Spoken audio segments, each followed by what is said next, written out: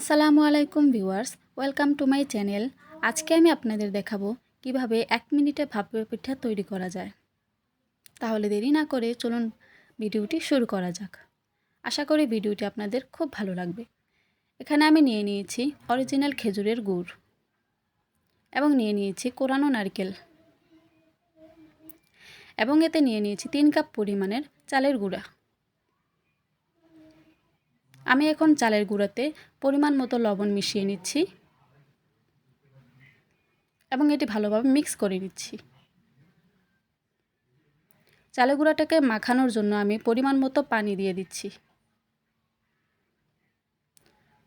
পানি দিয়ে এটাকে ভালোভাবে মিশিয়ে নিচ্ছি।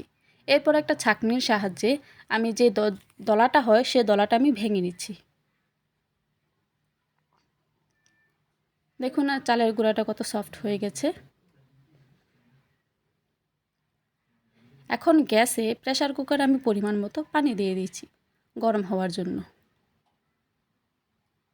প্রথমেই এখানে একটা কাক নিয়ে নিয়েছি, সেই কাকে কিছু পরিমাণ চালের গুঁড়া দিয়ে আমি দিয়ে দিলাম পরিমাণ মতো মিঠাই এবং দিয়ে দিয়েছি খেজুরের গুড় এবং এর উপরে দিয়েছি অল্প পরিমাণে চালের গুঁড়া।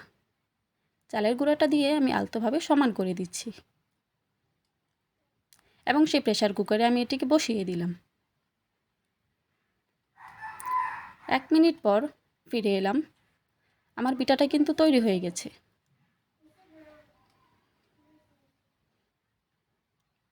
একে একে আমি এখানে 4টি পিঠা বানিয়ে নিয়েছি। আমার ভিডিওটি যদি আপনাদের ভালো লেগে থাকে তাহলে অবশ্যই লাইক, কমেন্ট, শেয়ার করবেন এবং সাবস্ক্রাইব করবেন। আমার পাশে থাকার জন্য আপনাদের সকলকে অসংখ্য ধন্যবাদ।